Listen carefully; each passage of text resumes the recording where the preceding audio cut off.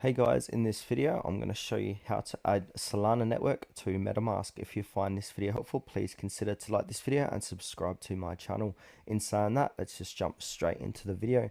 Alright, so what we need to do is open up a web browser and go to Google. Now from here in the Google search bar, type in RPC URL Solana and hit enter.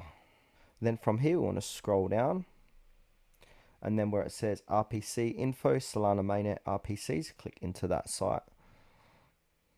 Then from here, look at the bottom of the page and it will say RPC URL. We want to copy the bottom one here.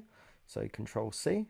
And then we want to go ahead and open up our MetaMask extension. Then make sure to sign in. Once you've signed in, click onto the top left hand corner and then click on Add and Custom Network.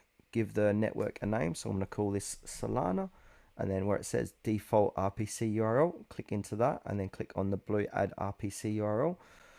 Paste in the URL address that you got from here, and then you can also give that a name if you like. And then from here, go ahead and click on Add URL.